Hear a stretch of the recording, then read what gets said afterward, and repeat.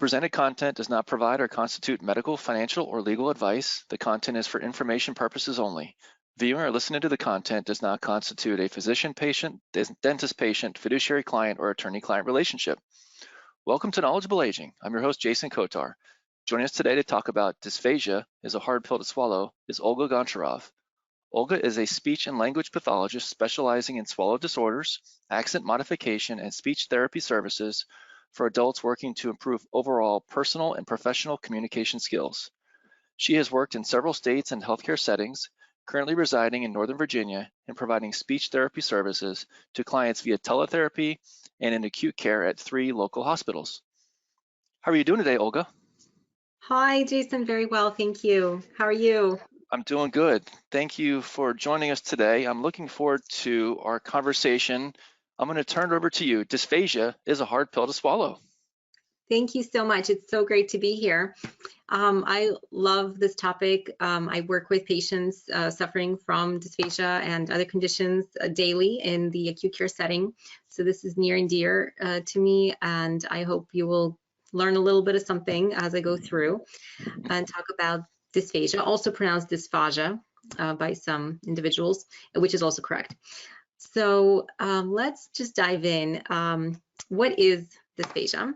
And you may or may not know, it has to do with the difficulty swallowing, your inability or challenge with managing the food as it goes to the mouth, from the mouth to the back of the throat, and down to the stomach.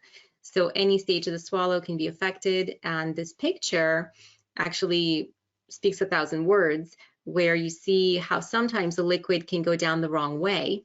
And we all have experienced that. We all feel like sometimes it just went down the wrong pipe. And that's when we start to cough or choke. And we experience one of the main symptoms of dysphagia is the coughing. That's when the liquid starts to enter maybe a little too close to our airway.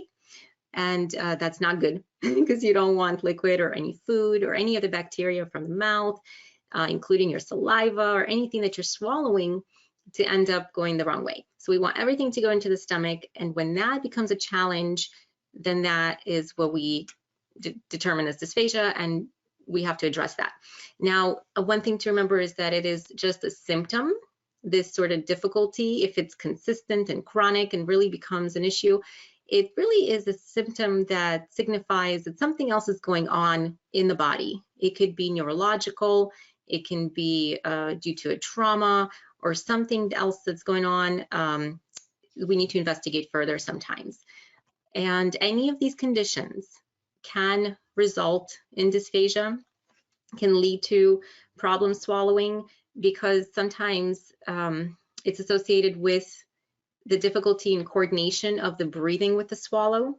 So for instance, if you are ending up in the hospital after a traumatic event, after an injury, any kind of accident, and you require intubation, that is a breathing tube in your airway, or maybe even not intubation, but you just need a supplemental oxygen to help you breathe, that's going to impact how you're going to swallow. So we need to look at how well your respiratory function is doing and how you're coordinating the swallow, the breathing with the swallow, because you have to hold your breath every time you swallow. There's no way around it. I mean, you can't breathe and swallow at the same time. So that additional oxygen flowing in, or that difficulty in really holding your breath, is going to impair your ability to actually swallow something. And you're trying to take a breath instead of trying to swallow, and that's when the liquid or food can go into the airway. So we need to sometimes work on that coordination. We also run into that issue now as we see more and more individuals with COVID. Unfortunately, this pandemic has created a lot of issues with respiratory function that impacts swallow for some of our patients. And other conditions, as you see listed on the screen, sometimes with any kind of neurodegenerative diseases like Parkinson's or ALS or MS, anything that really is a progressive type of disease in nature, it's going to start to affect the swallow musculature, the motor coordination, the sensory input, everything that we are required to coordinate as we trigger the swallow. And that can start to deteriorate, so we need to address that as well. any kind of head and neck cancers, anything that impacts the structures in the throat. And this is kind of interesting because as a speech therapist, you may think all I do is kind of work on speech and language and articulation. And while I do that, the same structures are involved in swallowing as are involved in the speech. So we do need to look at both. And I introduce myself sometimes as a speech and swallow therapist to avoid that confusion. So again, anything that impacts your overall strength and mobility and neurological processes will affect the swallow. So when we talk about the swallow, as I mentioned, it comes in 3 stages that we mostly look at, but really it should be thought of as a whole kind of sequence. So if you would look at this video real quick, I'll explain how it should look. This is a video of a normal swallow, and I'm going to just break it down for you real quick here. So let's take a look. As you start to prepare the food, and just one second. So when you put the food in your mouth or liquid or whatever it may be, you're triggering the saliva to flow, to start to break it down. You're moving your tongue, your lips close, and right there, you close off the passage to the nose so nothing comes back up, and it all is directed down to the esophagus, and hopefully that epiglottis folds over and you see how nicely that bolus makes its way down into the esophagus. And that's what we want. So here we saw all the stages of the swallow occurring really nice and slow. And that's what we assess when we look at how you're swallowing in any given situation. Now, if you're having any symptoms that would alert us to difficulty swallowing, those would include, like I mentioned, coughing and choking with any type of consistency you're eating, if it's solid or liquid, whatever it may be. That's a red flag, right? Sometimes it's not so obvious, and sometimes you may experience a little wetness in the voice, like your voice sounds a little gargly, like you're underwater. That's another sign that something went down the wrong way and into that airway. So when the vocal folds are vibrating, they run into a lot of water and it sounds like it's gargly voice. So we don't want that. What happens at that point is sometimes you feel like you need to clear your throat, and you do. So that's why we get a throat clear as a sign as well. And sometimes simply the effort that's required to chew the food, to process the liquid, to get it to the back, to make sure it doesn't spill out of your mouth, and to keep those lips closed, to chew the food well enough to prepare for the swallow. That's a lot of work. A lot of muscles are involved. So if there's any sort of overall deconditioning from, again, any neurological impairment, any issue with anything, trauma, cancer, post-intubation, anything that may impact that strength, it will affect how you're chewing and swallowing. So that can alert us again to some difficulty. Any type of esophageal symptoms, any GI issues where you're having a lot of reflux and regurgitation, so you're having pain, or you feeling like something is stuck in your chest, in your throat, anywhere along here, that can be obviously a sign of dysphagia as well. And then if you're having any challenges with breathing as you're trying to swallow and you can't catch your breath, or you're getting out of breath, then that could be a big red flag as well. So when we talk about those symptoms, they really can result in risks related to the difficulty swallowing, such as we talked about aspiration, liquids ending up in your lungs. That causes an infection in your lungs. I will later talk about how aspiration alone does not cause an infection. It's the bacteria. So keep that in mind. It's okay. A lot of us do aspirate normally, and that's okay. As long as we're active and our lungs can clear it, we should be fine. We definitely can experience less enjoyment with eating because of these deficits. And that takes away from maybe our socialization or our ability to enjoy meals with other people, because it's such a social factor in our culture. And then, of course, we feel embarrassed or depressed and isolated because of that. So we start to eat less, and then we run into issues of malnutrition and dehydration. We lose weight, and then we end up in the hospital. So all of these things can really lead to a lot of challenging sort of snowball effects, and more hospitalizations or trips to the emergency room, which nobody wants. And I will mention that sometimes, while most of us do have these symptoms that we can kind of listen for or watch for, sometimes we can aspirate silently. And I think about, I want to say 20% of the population or so does normally aspirate, and sometimes it's silent. So when that happens, we don't feel anything. So our reflexes don't kick in, and we don't produce a cough, and that's it, and nothing happens. And that's okay sometimes. If you're a patient who's in the hospital and you're having all these difficulties, then that's not okay. But just keep in mind that sometimes aspiration can be silent, and that's what we really assess for when we look at imaging. When we can tell, the arrow on the bottom part is really pointing to that windpipe, the trachea, and you can see how when liquid ends up down there, that's aspiration. Anything above is not, and sometimes it's okay. Sometimes can go down, but that's kind of the difference we look for, specifically that on imaging, among other things. So when we talk about aspiration, I don't want you to panic, because it's not scary as I make it sound. It is something that we assess for and then can treat in most cases.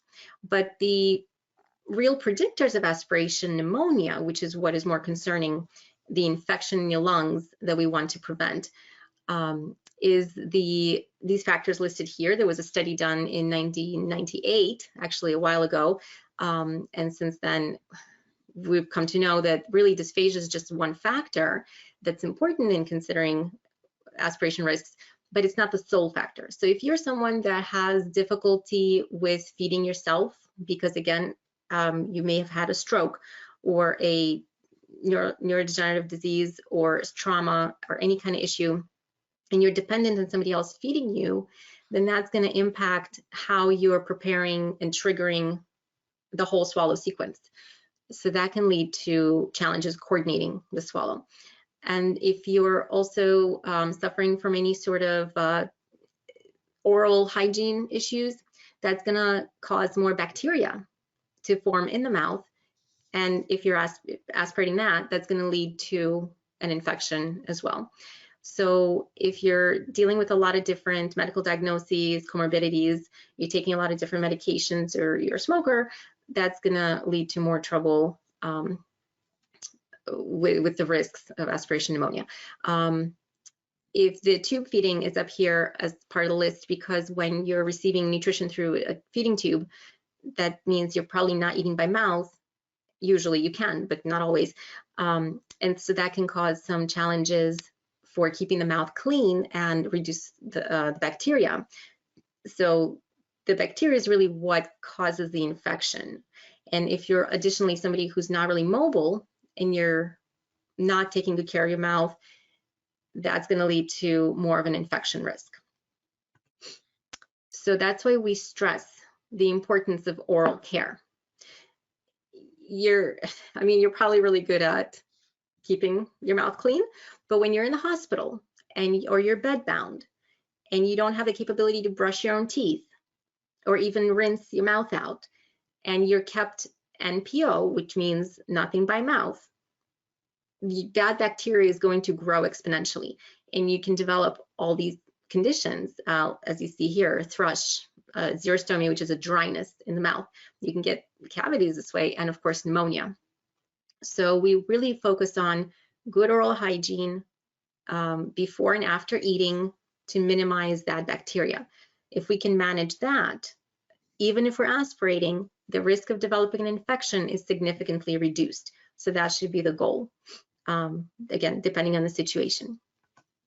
And of course, your dentures, if you're wearing any sort of partials or any kind of dentures that are loose or maybe not loose, but as you go to sleep, you don't take them out, they can, and I've seen this, they end up in the airway, or at least, as you can see on the images here, this is kind of that throat part of the throat that's just above the airway.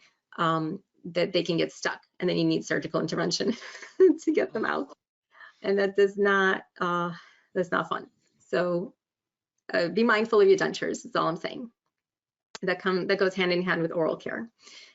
All right, and it's important to kind of talk about the pills and pill dysphagia because it's so ingrained in our culture. I almost think that we all have to deal with this. If we take any kind of medication, we know that on average we really take tons of pills. As we get older, just more and more pills are being prescribed.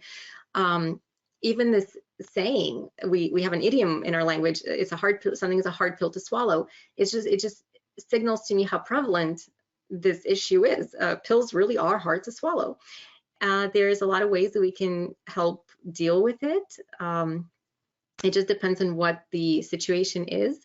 So if you're able to take a whole pill, sometimes it can go down easier if you put it in a puree type of consistency, like applesauce or pudding or yogurt, depending on what would be more beneficial for absorption. In some cases, you can crush the medication, but not always. So it's always good to check with the doctor first. And sometimes you see people kind of throwing their head back, like in the picture, to take the pill a little easier. While that can help, and if you're okay with it, that's fine. I'm just going to point out that when you do that, you open up your airway, and then the pill or the liquid that you take it with will have an easier time going down the wrong way because your airway is wide open, and our goal is to close it when you swallow. So probably don't do that. Sometimes if you just try to generate a little more pressure when you swallow by squeezing those lips really tight, that can create more of a driving force and more pressure for getting the pill down, especially if you place it on the back of the tongue, which is what I suggest you do instead of throwing the head back. And if all of this fails and you're still having trouble with taking pills, definitely talk to your doctor about changing the intake route of the medication. So maybe you can take a different form, liquid or some other form of medication, depending on your situation. So I just wanted to touch on that pill dysphagia real quick. To really take a closer look at what's going on with the medications when and whether it's solids or liquids or whatever you're taking, it's really going to be important that we get an instrumental assessment. And that's where the speech therapist comes in, because we are uniquely qualified professionals to really take care of the swallow problem. But first we need imaging. So imagine if you break your arm or your leg, or you have pain in a limb, you come to the hospital and you say, you know, this really hurts. What can I do to help, you know, doctor, help me? The doctor is not just going to put a cast on your arm. They're going to get an x-ray. They're going to figure out what's going on and try to help you that way first. So same thing with the swallow. We're going to need to get imaging first to see where exactly is the problem. Is it in that first phase of the swallow? Is it in the throat? Is something obstructing? Is something out of alignment? Is there, I mean, really there's a whole slew of issues that could be happening. Is it a neurological deficit? So some of the structures and muscles are not moving the way they should. Just like you saw in the normal video, that's what a normal swallow looks like. Some of these images will show us, the instrumental studies will reveal if there is a problem, and then we can target the intervention. We can determine what the issue really is and address that issue instead of just blindly throwing exercises at you or trying all kinds of different things and wasting your time. So the two types of images you see here are a video swallow study. We have different terminology for it, but anyway, modified barium swallow study or a video fluoroscopic. That's the top image, which is a video x-ray. This is not invasive. It's done with radiologists, usually at a hospital setting, although there are some mobile companies that will come to you with the whole radiology kind of van and do the x-ray in the van. But anyway, it's done with a radiologist who operates the fluoro equipment, and then the speech therapist will perform the study and trial different consistencies that are coated with barium that you have to drink and see how they go down following that contrast material all the way through. And then trying also different strategies, maybe turning your head or tucking your chin or holding the liquid before you swallow, holding your breath, doing different techniques that you may or may not have been already taught by the speech therapist prior to the study. If it's a repeat study, then assessing if the progress was made. So we can really take a closer look on the x-ray and see how it looks. Similarly, we can take a scope, and this is the lower image here that you see is the fiber optic endoscopic examination of the swallowing, and that's where the endoscope is inserted through the nose, and we kind of get a bird's eye view of the larynx, as you see here, and we can look at the tissue and the secretions and where that liquid or food is going, because we add a little blue coloring to it, and we can really look closer at the structures to see what's happening. So both of these types of tests have benefits, a lot of benefits, but they're still a little different from each other. So often it is best practice, I think, to get both done if possible, or at least one before you start the intervention to really address specifically what the problem is. So this is where the speech therapist plays an integral role, and you always need a physician's order to get one of these done. So and additionally, if even before doing this or after doing these studies, sometimes a bedside swallow evaluation will occur, and that's when the speech therapist will present different foods and talk to you about different things that are happening with your swallow, try different things, and kind of go from there. So in many cases, dysphagia can improve with intervention. There's been a lot of success stories. I've had a lot of patients who really make fabulous progress, but it does take a lot of work. So if you're committed, you do your exercises, you really work with a therapist, you can make a lot of progress. These are just images here of the more high-tech devices that we use, some electrodes that can be placed wherever on the face or throat and give biofeedback or give electrical stimulation to activate those muscles, to do your exercises, and really get that feedback as you go. So these are just some examples of that. And when you think about a speech and language pathologist, these are just some examples of where they can be found. Just keep in mind, we're not simply like the food or the diet police. We're trying to really work with you on maybe modifying your diet or using compensatory techniques, strategies, things that will help you eat safer and easier, but we're not there to like police you.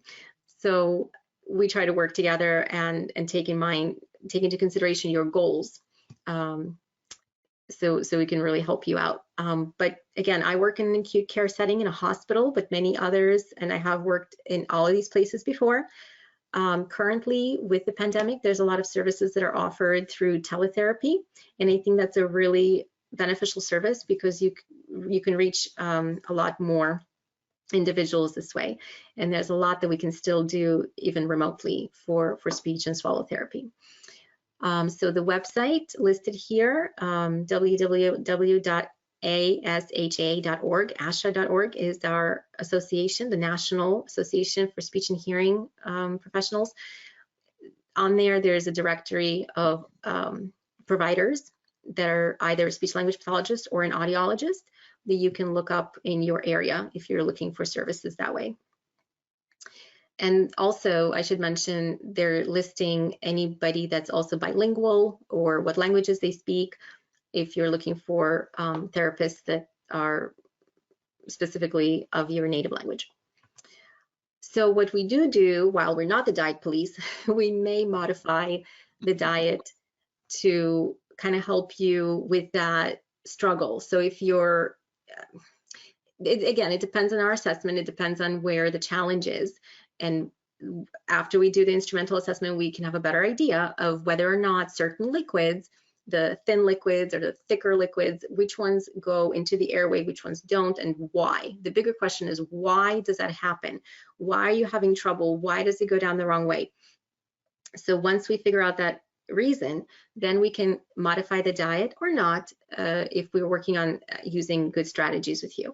So these are just examples of the diet consistencies that we use to kind of work with you and assess what goes down better.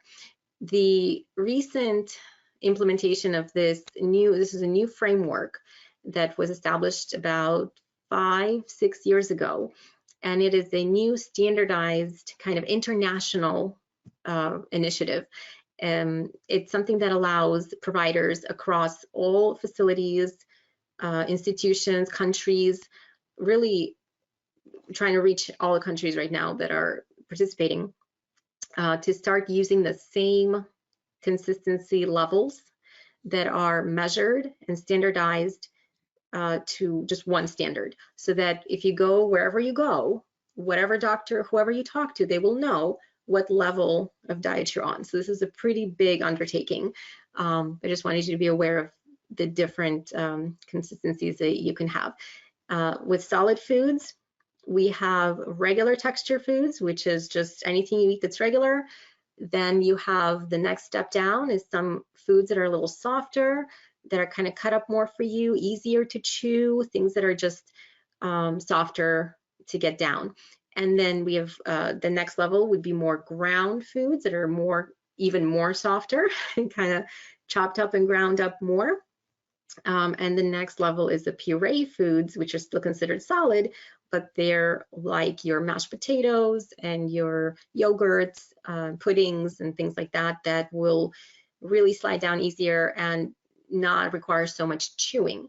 So if your issue is more of that oral phase, sometimes that could be the challenge. If there's missing teeth, or any kind of oral cancer, anything that impacts that ability to chew the food, sometimes we do recommend a puree consistency. And with liquids, similarly, we have different consistencies that may or may not go down better, that are easier to manage. There's a lot of pros and cons to these that I don't know if I should go into such detail, but just so you know, they are available over the counter. There's thickeners, as you see here, by different companies, pre-thickened cups that are available. You can purchase and use as needed. This should be discussed with your speech and language pathologist or doctor, whoever you're working with, first, of course. And the website I listed here at simplythick.com is one such provider that has excellent resources on their website that you can also read further about. Just keep in mind that if you're using a thickened liquid, and these thickeners can be added to anything, coffee, juice, tea. I've tried adding it to like beer and alcoholic beverages, but it just doesn't, I don't recommend that. So they don't alter the taste. They really just add that thickened consistency so that the liquid itself becomes thicker and takes a little longer to travel down, and allowing you more time to prepare for the swallow instead of just falling right into your airway, if that is the issue you're experiencing.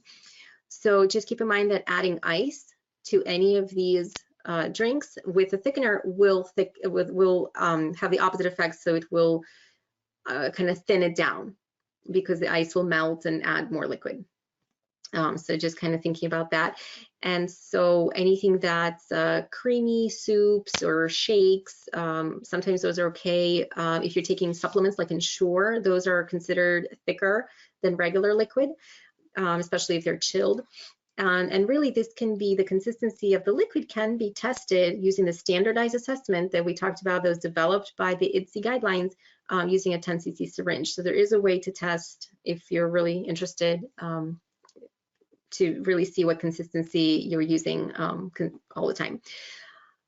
So these are, just for your information, also provided in any hospital setting or over the counter. You can order these online if needed. Again, there's pros and cons to using thickeners. Our goal is always to promote hydration. So if you're someone that needs a thickened liquid, but you absolutely refuse to drink it, that's going to impact your ability to stay hydrated. And so you and your speech therapist or doctor will need to look at how you can incorporate regular liquids into your diet? Is there a safe way for you to swallow between meals regular liquids, but with a meal, a thickened liquid? So there's a lot of different ways around it. Again, keeping your goals in mind, speech therapist needs to assess that further. And so additionally, sometimes one of the challenges is with cognitive deficits, dementia, anything that impacts your sensory input or your ability to kind of pace the intake, that can create a lot of challenges with the swallow if you're going really fast. And so these devices here, with the straw or with the cup you see here, they're really meant to control the rate. So the this is called a Provail cup or a safe straw, for example. Those will allow only 5 or 10, depending on which one you get, cc's of liquid in at a time. So if you're trying to take in more and you're trying to go fast, it won't let you. So this is one way that we use adaptive equipment to really help kind of pace and support a safe swallow. So whatever the situation may be, the therapist will work with you on one of these strategies if needed. Just as an FYI, for anybody, even if you're not suffering from dysphagia, these foods are really challenging. Anything that is a grainy or loose texture, it doesn't form a cohesive bolus, will not go down as easily because the pieces that you're trying to chew may fall into your open airway, because as you're chewing, you're breathing. So the airway is open. And if you ever try talking when you're chewing, that's the same thing that happens. Your airway's opening, but you've got food in there, so that's where it's going to go. The path of least resistance. And so we want to avoid anything that is too loose or grainy or difficult to swallow that way. And the dual textures are also challenging. It's when the liquid and the solid is combined. The same thing kind of happens. As you're chewing, the liquid is going to fall back and in the back of your throat and can go down the wrong way because you're still chewing, so you're not really preparing for the swallow. So any kind of dual texture like you see here, the soups that are got that thin broth but something chewable, or the very juicy fruits and vegetables, the fruit cups, those are always very tricky to control, especially if you're having a dysphagia or symptoms that are making it challenging. So just a little more food for thought. If you're using a cup and you're drinking from a cup versus a straw, you may run into different challenges. Each one has its benefit and a time and place for it. So we assess for which kind of modality makes it easier to swallow with. Straws often make us suck in a lot of air first, and that's when we open the airway. And we don't want to do that because we want to keep the airway closed. So for some people, using a straw makes it more challenging. Also, then a straw sort of makes you take a larger sip. So the rate and the amount of liquid coming in is faster and bigger, and that can be challenging to swallow if you're struggling with dysphagia. And obviously, being fully alert when you're eating and sitting upright when you're eating is going to make all the difference. If you're taking anything that is like Jello or ice cream, that's often considered a thin liquid because it slides right down. So be mindful of that. It's just considered thin. And then if you're feeling like you're running a marathon when you're trying to eat and you're running out of breath, sometimes it just helps to keep the portions smaller and take more throughout the day. Take rest breaks so you don't run out of air when you're doing that. And that goes back to the challenge with the breathing, coordinating the breathing with the swallow. And of course, you want to make sure you're taking all your medications as prescribed so that if any medications are time released, you don't crush them, or you taking your, if you have Parkinson's, taking a Cinemed and whatever may be necessary on time. If you're on a diuretic, you're not taking it close to bedtime, so you're not running to pee all night. It's the same thing, just making sure everything is taken on time. And of course, we kind of touched a little bit on reflux, which is that regurgitation, heartburn, pain with taking something that irritates that esophageal lining. Maybe the lower esophageal sphincter doesn't quite close all the way, so it causes contents from the stomach to come back up. Maybe there's a narrowing, so it doesn't actually open and things get stuck and won't go down, so it's being backed up and coming back up. All that is going to cause a lot of challenges to allow you to swallow comfortably and safely, because if it flows back up, it can very easily spill over into the airway. So again, taking your medications for that. If it's a proton pump inhibitor, you know, make sure you take it. And then work with the gastroenterologist to assess what needs to be done. Further imaging, further intervention, whatever may be the case, because that's going to make all the symptoms up here more challenging. And listed here are just some strategies you can follow when you are experiencing reflux. Certainly don't eat foods that aggravate it more. So all the good stuff, all the fatty and spicy and acidic and caffeinated and alcoholic and chocolatey and all those good foods, you gotta avoid those. You want to stay upright for at least an hour after eating and a few hours before going to bed, so that you don't lie down and have it all come back up after. And then it depends on whether it's helpful to take the liquid as you're eating, to drink some liquids and wash the food down, or to wait until you're done and drink after. So that depends on the situation. Obviously not wearing tight-fitting clothing to not obstruct anything. And then, like I said, follow up with the gastroenterologist. And you know, smoking can make it worse too. So we talked about some of the aspiration risks, and some of the aspiration precautions to take are just, again, common sense things. You just have to stay on top of it. No talking when you're eating. We discussed why. Sitting upright, going slow, whatever the case may be, to allow yourself to swallow safely. Those are just simple things you can do. And if you wanted to read more about dysphagia or check out some other resources, those are listed here. As I mentioned, some of the companies that produce the thickeners, like Simply Thick, have a lot of good information and really are a good resource. The International Dysphagia Diet Initiative is a good place to check it out as well. There are some blogs and other websites you can read, such as the Dysphagia Cafe and the Association of the Speech and Hearing Professionals, the American Speech and Hearing Association, which is asha.org. And then I have a website as well. I'm also found on Facebook at Speak with Ease. So Olga, how can people find you? Thanks for asking, Jason. I can be reached by email. That's my last name, Goncharov, GONCHAROV.Olga@gmail.com. Phone number, you can actually just call me. I will text or call 248-470-5774. Or I'm also on Facebook at Speak with Ease, and you can find me on there. Very good. Well, thank you so much, Olga. As far as Knowledgeable Aging, you can go to our website, knowledgeableaging.com. You can find all of our upcoming and archive webinars. You can also go to YouTube. When you get to YouTube, type in Knowledgeable Aging. We encourage you to subscribe. We update that 4 to 5 times per week. If podcasts are your thing, you can find us on Apple Tunes, Spotify, etc. Till next time, I'm your host, Jason Kotar, and this is Knowledgeable Aging.